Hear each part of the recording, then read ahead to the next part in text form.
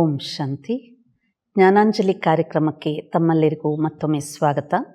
ಆತ್ಮೀಯರೇ, ಇವತ್ತಿನ ವಿಷಯ ಮಾತಾಪಿತರು, ಪೋಷಕರು, ಹಿರಿಯರು ತಮ್ಮ ಮಕ್ಕಳಿಗೆ ಶಿಕ್ಷಣವನ್ನು ಕೊಡುವಂಥ ರೀತಿ ಇವತ್ತಿನ ಸಮಾಜದಲ್ಲಿ ಹೇಗಿರಬೇಕು. ಯಾಕೆಂದರೆ ಹೆಚ್ಚಾಗಿ ಎಲ್ಲರ ಒಂದು ಸಲಹೆ ಅಥವಾ ಕಂಪ್ಲೇಂಟ್ ಅಂತ ಹೇಳ್ಬೋದು. ನಾವು ಮಕ್ಕಳಿಗೆ ಬಹಳಷ್ಟು ಒಳ್ಳೆಯ ಮಾತುಗಳನ್ನು ಹೇಳ್ತೀವಿ, ಆದರೆ ಅವರು ಕೇಳೋದಿಲ್ಲ. ಎರಡನೇದು, ಇವತ್ತಿನ ಮಕ್ಕಳು ಬಹಳ ಬೇಗನೆ ಬೇಡದೇ ಇರುವ ವ್ಯಸನಗಳಿಗೆ ತುತ್ತಾಗ್ತಾ ಇದ್ದಾರೆ. ಅದರಿಂದ ಅವರನ್ನು ಹೇಗೆ ನಾವು ಮುಕ್ತ ಮಾಡೋದು. ಆತ್ಮೀಯರೇ, ಹಿಂದಿನ ಕಾಲದಲ್ಲಿ ಮಾತಾಪಿತರ ಮಾತು ಒಂದು ರೀತಿ ಶಿರಸಾವಹಿಸಿ ಪಾಲನೆ ಮಾಡುವಂಥ ಮನೋಸ್ಥಿತಿ ಇತ್ತು. ಇದು ಸತ್ಯ. ಇವತ್ತಿನ ಸಮಾಜದಲ್ಲಿ ಮಕ್ಕಳಾಗಲಿ ಅಥವಾ ಸ್ವಲ್ಪ ದೊಡ್ಡವರಾಗ್ತಾ ಇದ್ದಂತೆಯೇ ಯಾವುದೋ ಒಂದು ರೀತಿಯ ಪರಿವರ್ತನೆ ಅವರಲ್ಲಿ, ನನಗೆಲ್ಲ ಗೊತ್ತಿದೆ ಅನ್ನುವಂಥ ಭಾವನೆ ಇರ್ಬೋದು, ಅಥವಾ ತಂದೆ ತಾಯಿಗಳ ಅಪೇಕ್ಷೆಯನ್ನು ಪೂರ್ಣ ಮಾಡಲಿಕ್ಕೆ ಒಂದು ರೀತಿ ಒತ್ತಡ ಅಂತ ಅನುಭವ ಆಗ್ತಿರ್ಬೋದು, ಅಥವಾ ಅವರದೇ ಒಂದು ವಿಚಾರಧಾರೆಯನ್ನೇ ತಮ್ಮ ಜೀವನದಲ್ಲಿ ಸಾಕಾರಗೊಳಿಸಬೇಕು ಅನ್ನುವಂಥ ನಿಟ್ಟಿರ್ಬೋದು. ಇದು ಏನೇ ಇರಲಿ, ಮಾತಾಪಿತರು ಮಕ್ಕಳಿಗೆ ಸದಾ ಶುಭವನ್ನೇ ಕೋರ್ತಾರೆ, ಒಳ್ಳೆಯದನ್ನೇ ಮಾಡಬೇಕು ಅನ್ನುವಂತಹ ಅಭಿಲಾಷೆ ಇರುತ್ತೆ. ಇವತ್ತಿನ ಸಮಾಜದಲ್ಲಿ ಅನೇಕ ಪ್ರಕಾರದ ಸ್ಪರ್ಧೆ, ಎರಡನೇದು ಅನೇಕ ಪ್ರಕಾರದ ಚಾಯ್ಸ್ ಆಫ್ ಲೈಫ್ ಅಂತ ಹೇಳ್ತೀವಿ.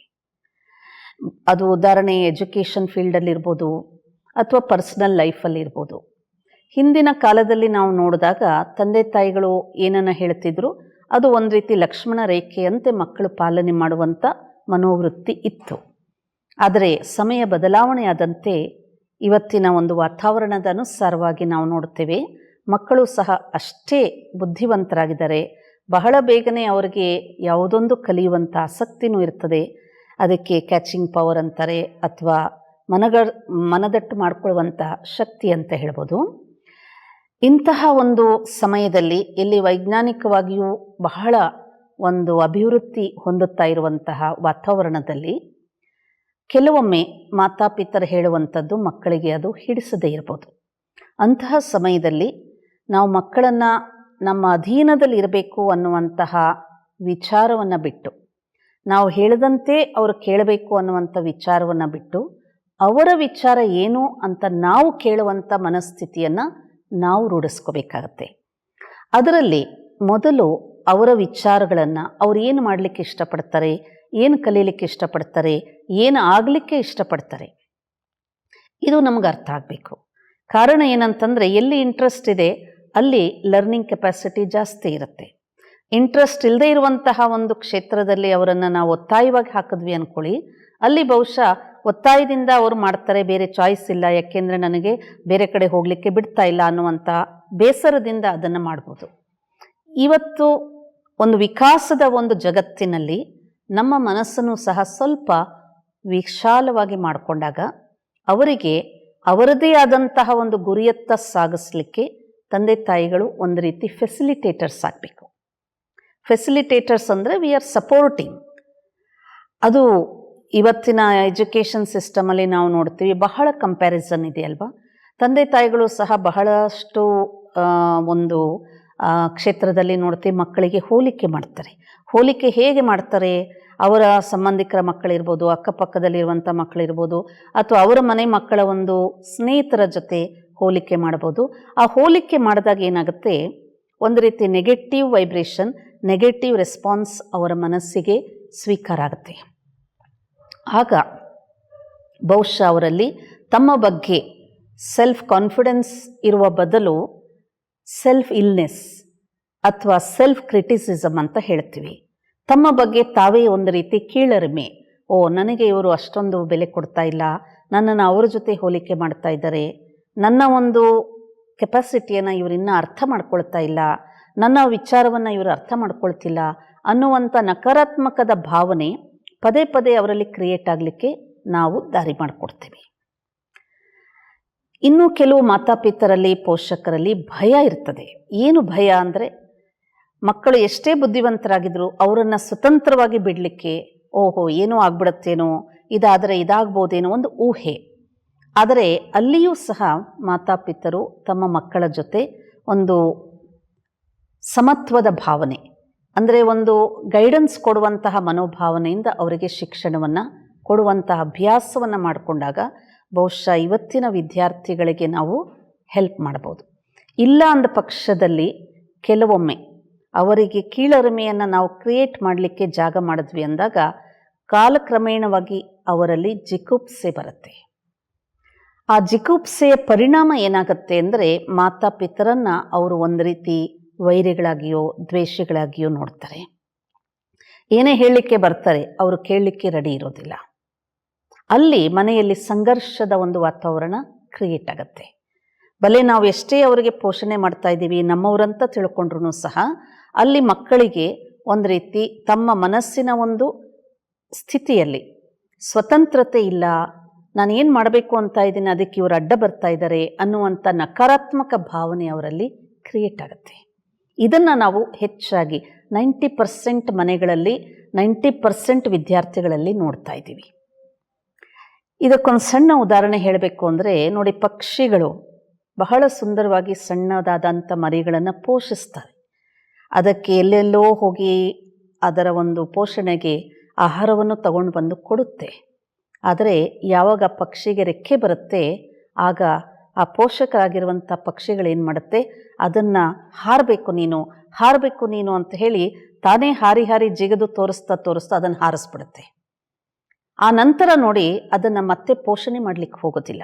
ಕಾರಣ ಏನಂದರೆ ಅದು ತನ್ನಿಂದ ತಾನೇ ತನ್ನ ಒಂದು ಆಹಾರವನ್ನು ತಾನೇ ನೋಡ್ಕೋಬೇಕು, ತಾನೇ ಶ್ರಮದಿಂದ ತನ್ನ ಜೀವನವನ್ನು ನಡೆಸಬೇಕು. ಆತ್ಮೀಯರೇ, ಇದು ಮನುಷ್ಯರ ಜೀವನದಲ್ಲೂ ಸಹ ತಕ್ಕ ಮಟ್ಟಿಗೆ ಹೋಲಿಕೆ ಆಗುತ್ತೆ. ನಾವೇನು ಮಾಡ್ತೀವಿ, ಕೆಲವೊಮ್ಮೆ ಬಹಳ ಸ್ಪೂನ್ ಫೀಡಿಂಗ್ ಮಾಡ್ತೀವಿ, ಬಹಳಷ್ಟು ಪ್ಯಾಂಪರ್ ಮಾಡ್ತೀವಿ, ಬಹಳಷ್ಟು ನಾವು ತುಂಬ ಬುದ್ಧಿವಂತರು, ನಾವು ಹೇಳಿದಂತೆ ನಮ್ಮ ಮಕ್ಕಳು ಕೇಳಬೇಕು, ಸಾಧ್ಯ ಇಲ್ಲ. ಕಾರಣ ಏನಂತಂದರೆ ಈಗ ನೀವು ಜನ್ಮದಾತರಾಗಿರ್ಬೋದು, ಆದರೆ ಆ ಮಕ್ಕಳ ಒಂದು ಸಂಸ್ಕಾರ ಇದೆ, ಮಕ್ಕಳ ಒಂದು ಸ್ವ ಇಚ್ಛೆ ಇದೆ, ನಾನು ಹೀಗಾಗಬೇಕು ಅನ್ನುವಂಥ ಆ ಅಭಿಲಾಷೆಯನ್ನು ನೀವು ಅರ್ಥಕೊಂಡಾಗ ಅದು ಒಳ್ಳೆಯದಾಗಿದ್ದರೆ ಅದಕ್ಕೆ ನೀವು ಸಪೋರ್ಟ್ ಮಾಡಿದಾಗ ಆ ಕ್ಷೇತ್ರದಲ್ಲೇ ಅವರು ಬಹಳ ಬೇಗನೆ ಶೈನ್ ಆಗ್ತಾರೆ. ಅನೇಕ ಪ್ರಕಾರದ ಉದಾಹರಣೆಗಳಿದೆ. ಅದಕ್ಕೆ ಒಂದು ಸಣ್ಣ ಉದಾಹರಣೆ ನಾನು ಇಲ್ಲಿ ಹೇಳಲಿಕ್ಕೆ ಇಷ್ಟಪಡ್ತೀನಿ.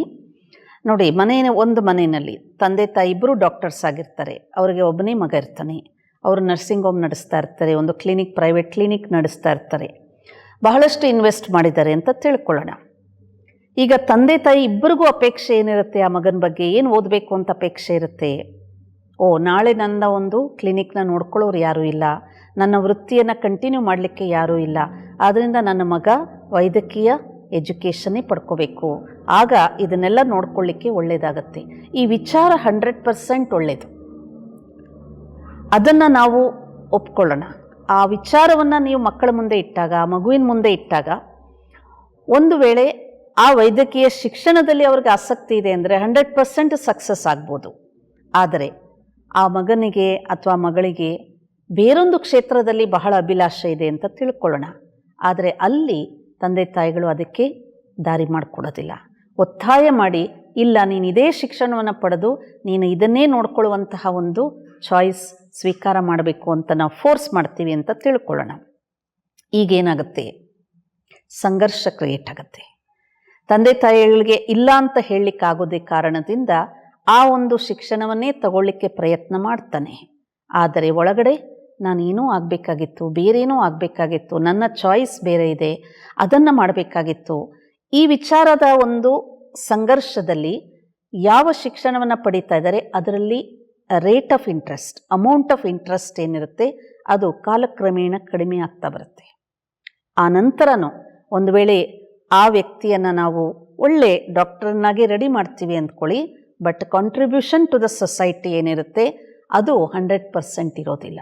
ಅಲ್ಲಿಯೂ ಸಹ ಮತ್ತೆ ನಾನೊಂದು ಒಳ್ಳೆ ಮ್ಯೂಸಿಷಿಯನ್ ಆಗಬೇಕಾಗಿತ್ತು, ನಾನು ಒಳ್ಳೆ ಡ್ಯಾನ್ಸರ್ ಆಗಬೇಕಾಗಿತ್ತು, ನಾನು ಒಳ್ಳೆ ಸಿಂಗರ್ ಆಗಬೇಕಾಗಿತ್ತು. ಅದಕ್ಕೆ ಕೆಲವೊಂದು ಉದಾಹರಣೆಗಳಲ್ಲಿ ನಾವು ಪ್ರಾಕ್ಟಿಕಲ್ಲಾಗಿ ನೋಡಿರುವಂಥದ್ದು, ಬಹಳ ಒಳ್ಳೆ ಡಾಕ್ಟರ್ಸು, ಬಹಳ ಒಳ್ಳೆ ಫೇಮಸ್ ಆಗಿರುವಂಥ, ಪ್ರಸಿದ್ಧಿ ಪಡೆದಿರುವಂಥವರು ಮತ್ತೆ ಮ್ಯೂಸಿಕ್ ಕಲೀಲಿಕ್ಕೆ ಹೋಗಿರ್ತಾರೆ. ಎಲ್ಲೋ ಒಂದು ಸಮಯ ಸಿಕ್ಕಿದಾಗ they spend for this singing. ಯಾಕೆಂದರೆ they enjoy doing that. So ಇಲ್ಲಿ ಉದಾಹರಣೆಯಿಂದ ನಾವೇನು ತಿಳ್ಕೊಳ್ಬೇಕು ಅಂತಂದರೆ, ಫಸ್ಟು ನಮ್ಮ ಇಚ್ಛೆಯನ್ನು ಪ್ರಕಟ ಮಾಡೋದ್ರಲ್ಲಿ ತಪ್ಪಿಲ್ಲ. ಆದರೆ ಸಂಘರ್ಷ ಎಲ್ಲಾಗುತ್ತೆ ಅಂದರೆ, ನಾವು ಮಕ್ಕಳನ್ನು ಅವರ ಅಭಿಲಾಷೆಯಂತೆ ಅವ್ರು ಏನು ಆಗಲಿಕ್ಕೆ ಇಚ್ಛೆ ಪಡ್ತಾರೆ ಅನ್ನೋದಕ್ಕೆ ಸ್ವಲ್ಪ ಸ್ಪೇಸ್ ಕೊಡಬೇಕಾಗುತ್ತೆ. ಹೇಗೆ ಕೊಡೋದು? ಅವರ ವಿಚಾರವನ್ನು ನಾವು ಕೇಳಿ ತಿಳ್ಕೊಬೇಕು. What you want to become. ಏಕೆಂದರೆ ಇವತ್ತಿನ ಶಿಕ್ಷಣ ಪದ್ಧತಿಯಲ್ಲಿ ನೋಡಿ ಎಷ್ಟೊಂದು ಚಾಯ್ಸ್ ಇದೆ. ಆ ಚಾಯ್ಸಲ್ಲಿ ಅದೇ ಒಂದು ಆಯ್ಕೆಯನ್ನು ಅವರು ಮಾಡಿಕೊಟ್ಟಾಗ, ಅದಕ್ಕೆ ನೀವು ಸಹಕಾರ ಕೊಟ್ಟಾಗ, ಅದರಿಂದನೇ ಅವರು ನಿಮಗೆ ಪ್ರಸಿದ್ಧಿ ಅಥವಾ ಪರಿಣಾಮ ಸಫಲತಾಪೂರ್ವಕವಾಗಿ ಅವರ ಜೀವನದಲ್ಲಿ ಆ್ಯಸ್ ಎ ಸಕ್ಸಸ್ಫುಲ್ ಮ್ಯಾನ್ ಆಗಲಿಕ್ಕೆ ನಾವು ಒಂದು ಫೆಸಿಲಿಟೇಟರ್ ಆಗಿ ಕೆಲಸ ಮಾಡ್ತೀವಿ. ಎರಡನೇದು, ಬಹಳಷ್ಟು ಸಮಯ ಯಾವುದೋ ಒಂದು ಕಾರಣ, ಅದು ವಿದ್ಯಾರ್ಥಿ ಜೀವನದಲ್ಲಿರ್ಬೋದು, ಯೂತ್ ಪೀರಿಯಡಲ್ಲಿರ್ಬೋದು, converting to slowly coming to the adult ಪೀರಿಯಡಲ್ಲಿರ್ಬೋದು, ಈ ಒಂದು ಟ್ರಾನ್ಸಿಷನ್ ಟೈಮಲ್ಲಿ ಬಹಳಷ್ಟು ಅನೇಕ ಡಿಸ್ಟ್ರಾಕ್ಷನ್ಸ್ ಅಂತ ನಾವು ಹೇಳ್ತೀವಿ, ಅಥವಾ ಅನೇಕ ಪ್ರಕಾರದ ಆಕರ್ಷಣೆಗಳಂತ ಏನು ಹೇಳ್ತೀವಿ, ಅಲ್ಲಿ ಕೆಲವೊಂದು ಮಕ್ಕಳು ಇನ್ನೋಸೆಂಟ್ಲಿ ದೇ ವಿಲ್ ಬಿಕಮ್ ವಿಕ್ಟಿಮ್. ಅಂಥ ಸಮಯದಲ್ಲಿ ತಂದೆ ತಾಯಿಗಳು ಅವಶ್ಯವಾಗಿ ಬಹಳ ಪ್ರೀತಿಯಿಂದ ಅವರಿಗೆ ಅರಿವು ಮೂಡಿಸ್ಬೇಕು. ಯಾವ ಅರಿವನ್ನು ಮೂಡಿಸ್ತೀವಿ ಅಲ್ಲಿ ಯಾವುದೇ ಪ್ರಕಾರದ ಡೊಮಿನೇಷನ್ ಇರಬಾರ್ದು. ಡೊಮಿನೇಷನ್ ಅಂದರೆ ಅರ್ಥ ಏನು? ನಾನು ಇದನ್ನು ಹೇಳ್ತಾ ಇದ್ದೀನಿ, ನೀನು ಇದನ್ನೇ ಮಾಡಬೇಕು ಅಂದಾಗ ಅದು ಆ ಪೀರಿಯಡಲ್ಲಿ ಬಹುಶಃ 60 to 70% ಆಫ್ ದಿ ಸ್ಟೂಡೆಂಟ್ಸ್ಗೆ ಅಥವಾ ವಿದ್ಯಾರ್ಥಿಗಳಿಗೆ ಅಥವಾ ಯೂತಲ್ಲಿ ಪೀರಿಯಡಲ್ಲಿ ಇರುವಂಥವ್ರಿಗೆ ಸ್ವೀಕಾರ ಆಗಲ್ಲ. ಯಾಕೆಂದರೆ ಆ ಸಮಯದಲ್ಲಿ ನಾನು ಮಾಡ್ತಾ ಇರುವಂಥದ್ದು ಸರಿ ಅಂತಲೇ ತಪ್ಪು ಮಾಡ್ತಿರ್ತಾರೆ.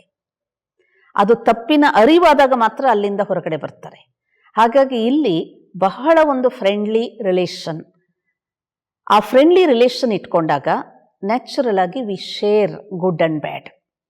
ಇಲ್ಲಿ ಎರಡನೇದು, ತಂದೆ ತಾಯಿಗಳಿಗೆ ಮಕ್ಕಳ ಮೇಲೆ ಅತಿಯಾದಂತಹ ಒಂದು ರೀತಿ ಯಾವ ಶಬ್ದ ಉಪಯೋಗಿಸ್ತೀನಿ ಅಂದರೆ ವ್ಯಾಮೋಹ ಅಂತ ಹೇಳ್ತೀವಿ, ಡೀಪ್ ಅಟ್ಯಾಚ್ಮೆಂಟ್ ಅಂತ ಹೇಳ್ತೀವಿ. ಆ ಡೀಪ್ ಅಟ್ಯಾಚ್ಮೆಂಟಿಂದ ನೀವೇನೇ ಶಿಕ್ಷಣ ಕೊಡ್ತೀರಾ ಅದು ಅವರು ಸ್ವೀಕಾರ ಮಾಡಲ್ಲ. ಅದು ಅವರಿಗೆ ಒಂದು ರೀತಿ reverse, they will become as a hatredness create ಆಗುತ್ತೆ. ಅದಕ್ಕೆ ಬದಲು ಒಂದು ಶಾಲೆಯ ಶಿಕ್ಷಕರಿರ್ಬೋದು, ಒಂದು ಕಾಲೇಜಲ್ಲಿ ಒಂದು ಟ್ಯೂಟರ್ ಇರ್ಬೋದು, ಪ್ರೊಫೆಸರ್ ಇರ್ಬೋದು, ಹೇಗೆ ಒಂದು ಡಿಟ್ಯಾಚ್ಮೆಂಟಲ್ಲಿ ಅವರು ಶಿಕ್ಷಣವನ್ನು ಕೊಡ್ತಾರೆ, ಅದೇ ರೀತಿಯಲ್ಲಿ ನಾವು ಸಹ ಆ ಮಕ್ಕಳನ್ನು ಕೇವಲ ನಮ್ಮ ಫ್ರೆಂಡ್ಸ್, ಹೇಗೆ ಫ್ರೆಂಡ್ಸಲ್ಲಿ ಶೇರಿಂಗ್ ಕೆಪಾಸಿಟಿ ಇರುತ್ತೆ, ಲವ್ಫುಲ್ ಕೆಪಾಸಿಟಿ ಇರುತ್ತೆ, ಅದೇ ರೀತಿ ಅತ್ಯಂತ ಪ್ರೀತಿಯಿಂದ ಗುಡ್ ವಿಶಸ್, ಅಂದರೆ ನಾನು ಹೇಳ್ತಾ ಇರೋದು ಇವರು ಮಾಡಲೇಬೇಕು ಅಂತ ಒತ್ತಾಯ ಮಾಡದೆ ಒಳಗಡೆ ಬಹಳ ಒಂದು ಶುಭ ಭಾವನೆಯನ್ನು ಇಟ್ಕೊಂಡ ನಿಮ್ಮ ಮಕ್ಕಳಿಗೆ ಒಂದು ಪ್ರೀತಿಯಿಂದ ನೀವು ಅರಿವು ಮೂಡಿಸ್ತಾ ಹೋಗ್ತೀರಾ. ಒಂದು ಸತಿ ಕೇಳಿಲ್ಲ ಪರವಾಗಿಲ್ಲ, ಇನ್ನೊಂದು ಸತಿ ಕೇಳಿದ್ದಾರೆ, ಮತ್ತೊಂದು ಸತಿ ಪ್ರಯತ್ನ ಮಾಡಿ, ಅವರಿಗೆ ಒಂದು ವಿಚಾರ ಮಾಡಲಿಕ್ಕೆ ಸ್ವಲ್ಪ ಸಮಯ ಕೊಡಿ, ಆನಂತರ let them take their own decision. ಆವಾಗ ನೋಡಿ ಅವರಿಗೆ ಖುಷಿಯಾಗುತ್ತೆ, ಹೌದು ನಾನು ಮಾಡ್ತಾ ಇರೋದು ತಪ್ಪು, ಅದನ್ನು ನಾನು ಬಿಡುಗಡೆ ಮಾಡ್ಕೋಬೇಕು, ಅದರಿಂದ ನಾನು ಹೊರಗಡೆ ಬರಬೇಕು. ಆ ಮನೋವೃತ್ತಿ ಯಾವಾಗ ಬರುತ್ತೋ ಆಗ ಮತ್ತೆ ಅವರಿಗೆ ನಾವು ಸಪೋರ್ಟ್ ಮಾಡಬೇಕು. ಈ ರೀತಿ ಯಾಕೆ ಅಂತಂದರೆ ಇವತ್ತಿನ ವಾತಾವರಣದಲ್ಲಿ ಯಂಗ್ಸ್ಟರ್ಸ್ ಸ್ಪರ್ಧಾತ್ಮಕ ಜೀವನದಲ್ಲಿದ್ರೂ ಸಹ ಬಹಳ ಬೇಗನೆ ಅಚೀವ್ಮೆಂಟ್ ಮಾಡಿಬಿಡ್ಬೇಕು, ನಾನೇನು ಅಂದ್ಕೊಂಡಿದ್ದೀನಿ ಅದು ಬೇಗ ಸಿಕ್ಕಿಬಿಡಬೇಕು ಅನ್ನುವಂಥ ಅಭಿಲಾಷೆ ಇದೆಯಲ್ಲ, ಆ ಒಂದು ನಾಗಾಲೋಟದ ಒಂದು ಓಟ ಇದೆಯಲ್ಲ, ಆ ಸ್ಪೀಡನ್ನು ಸ್ವಲ್ಪ ಮಿನಿಮೈಸ್ ಮಾಡ್ಕೋಬೇಕು. ಹಾಗಂತ ಹೇಳಿ we should not become lazy, ಏನು ಬೇಡಪ್ಪ ನಮ್ಮ ಜೀವನದಲ್ಲಿ ಅಂಥ ಒಂದು ಉದಾಸೀನತೆ ಇಲ್ಲ. ಉತ್ಸಾಹದಲ್ಲಿ ಓವರ್ ಕಾನ್ಫಿಡೆನ್ಸ್ ಅಂತ ಏನು ಹೇಳ್ತೀವಿ, ತೀವ್ರತೆ ಏನು ಹೇಳ್ತೀವಿ, ಆ ಒಂದು ತೀವ್ರತೆಯ ಒಂದು ಸ್ಪೀಡ್ ಏನಿದೆ ಅದನ್ನು ಮಿನಿಮೈಸ್ ಮಾಡಿಕೊಂಡಾಗ ನಮ್ಮ ಚಾಯ್ಸ್ ಆಫ್ ಲೈಫ್ ಏನಿದೆ ಅದು ಅಕ್ಯುರೇಟ್ ಆಗಿರುತ್ತೆ. ಎರಡನೇ ಮುಖ್ಯವಾದಂಥ ಮಾತು, ನಾವು ಹೇಳಿದ್ದನ್ನೇ ಅವರು ಮಾಡ್ತಾರೋ ಅಥವಾ ಅವರು ಅಂದ್ಕೊಂಡಿದ್ದನ್ನೇ ಮಾಡ್ತಾರೋ, ಆ ಮಾಡುವಂತಹ ವಿಧಾನದಲ್ಲಿ, ಆ ಮಾರ್ಗದಲ್ಲಿ ಯಾವುದೇ ರೀತಿ ಅಡಚಣೆಗಳು ಬಂದಾಗ, ಪ್ರಯತ್ನ ಮಾಡುವಾಗ ಒಂದು ವಿಶೇಷವಾದ ಶಿಕ್ಷಣವನ್ನು ಪಡಿತಾರೆ. ಅದು ಮೆಡಿಕಲ್ ಇರ್ಬೋದು, ಇಂಜಿನಿಯರಿಂಗ್ ಇರ್ಬೋದು, ಸಿಂಗಿಂಗ್ ಇರ್ಬೋದು, ಡಾನ್ಸಿಂಗ್ ಇರ್ಬೋದು, ಆ ಎಲ್ಲದರಲ್ಲೂ ಸಹ ಯಾವುದೋ ಒಂದು ಮೌಲ್ಯಗಳನ್ನು ನಾವು ನಮ್ಮ ಜೀವನದಲ್ಲಿ ಇಟ್ಕೋಬೇಕು. ಯಾಕೆಂದರೆ ಒಂದು ಮನೆ ಕಟ್ಟಡ ಕಟ್ತೀವಿ ಅಂತ ತಿಳ್ಕೊಳ್ಳಿ, ಆ ಕಟ್ಟಡಕ್ಕೆ ಒಂದು ಲೈಫ್ ಇರಬೇಕು ಅಂದಾಗ ಅದರ ಒಂದು ಆಧಾರನೇ ಫೌಂಡೇಶನ್ ಅಲ್ವಾ. ಹಾಗೆ ನಮ್ಮ ಮಕ್ಕಳು ಒಂದು ಡಾಕ್ಟರೇ ಆಗ್ಬೋದು, ಇಂಜಿನಿಯರೇ ಆಗ್ಬೋದು, ಡ್ಯಾನ್ಸರೇ ಆಗ್ಬೋದು, ಸಿಂಗರೇ ಆಗ್ಬೋದು, ಆ್ಯಕ್ಟರೇ ಆಗ್ಬೋದು. ಆ ಎಲ್ಲದರಲ್ಲೂ ಸಹ ಮೂಲವಾದಂತಹ ಒಂದು ಆ ಚೈತನ್ಯತೆ ಕೊಡಬೇಕು, ಅದಕ್ಕೆ ಲೈಫ್ ಕೊಡಬೇಕು, ಅದರಿಂದ ಸುಖ ಸಿಗಬೇಕು, ಬೇರೆಯವ್ರಿಗೂ ಸುಖ ಕೊಡಬೇಕು ಅಂದರೆ ಅದಕ್ಕೆ foundation value based life. So ಯಾವ ಒಂದು ಮೌಲ್ಯಗಳನ್ನು ನಾವು ಮಕ್ಕಳಿಗೆ ಪ್ರೀತಿಯಿಂದ ಹೇಳ್ಕೊಡ್ತೀವಿ, ಆ ಮೌಲ್ಯಗಳನ್ನ ಇಟ್ಕೊಂಡು ಅವ್ರು ಏನು ಬೇಕಾದರೂ ಆಗಲಿ, ಅವರು ಸಿಂಗರೇ ಆಗ್ಬೋದು, ಡ್ಯಾನ್ಸರೇ ಆಗ್ಬೋದು, ಅಥವಾ ಒಂದು ಚಿಂತಕರೇ ಆಗ್ಬೋದು, ಬಟ್ ಆ ಮೌಲ್ಯಗಳನ್ನು ಇಟ್ಕೊಂಡು ತಮ್ಮ ಜೀವನದ ಕಟ್ಟಡವನ್ನು ಬೆಳೆಸಿದಾಗ ಅಥವಾ ಕಟ್ಟಿದಾಗ ಅಲ್ಲಿ ಯಾವುದೇ ಪ್ರಕಾರದ ಹಾನಿ ಸಾಧ್ಯ ಇಲ್ಲ. ಈ ಒಂದು ಮೌಲ್ಯಗಳನ್ನು ನಾವು ಚಿಕ್ಕವಾಗಿಂದನೇ ಅವರಲ್ಲಿ ನಾವು ಬೀಜವನ್ನು ಬಿತ್ತುತ್ತಾ ಹೋಗ್ತಾ ಹೋಗ್ತಾ ಆ ನಂತರ ಅವರ ಜೀವನ ಯಾವ ರೂಪದಲ್ಲಿ ರೂಪಿಸ್ಕೊಂಡ್ರೂ ಸಹ ಅವಶ್ಯವಾಗಿ ಅವರು ಒಳ್ಳೆಯ ಮಾರ್ಗದಲ್ಲಿ ಇರ್ತಾರೆ. ಅದರಿಂದ ನಮಗೂ ಖುಷಿಯಾಗತ್ತೆ, ಅನ್ಯರಿಗೂ ಖುಷಿಯಾಗತ್ತೆ, ಈ ಸಮಾಜಕ್ಕೆ ಅವರು ಬಹಳ ದೊಡ್ಡ ಕೊಡುಗೆಯನ್ನು ಕೊಡುವಂಥವರಾಗ್ತಾರೆ. ಹಾಗಾಗಿ ಮಾತಾಪಿತರು ಬಹಳ ತಾಳ್ಮೆಯೂ ಇರಬೇಕು, ಜೊತೆಯಲ್ಲಿ ಒಂದು ಸ್ನೇಹಿತರ ಸ್ವಭಾವ ಅಥವಾ ಸಂಬಂಧದಿಂದ ಮಕ್ಕಳನ್ನು ನಾವು ಬೆಳೆಸಿದಾಗ ವಿದ್ಯಾರ್ಥಿ ಜೀವನ ಅಥವಾ ಯುವ ಪೀಳಿಗೆ, ಯುವ ಪೀರಿಯಡಲ್ಲಿ ನಾವು ಅವರನ್ನು ಸರಿಯಾದ ಮಾರ್ಗದಲ್ಲಿ ತಗೊಂಡು ಬರಲಿಕ್ಕೆ ಸಾಧ್ಯವಾಗುತ್ತೆ ಅಂತ ಹೇಳ್ತಾ ಈ ಎರಡು ಮಾತುಗಳನ್ನು ಮುಕ್ತಾಯ ಮಾಡ್ತೀನಿ. ಓಂ ಶಾಂತಿ.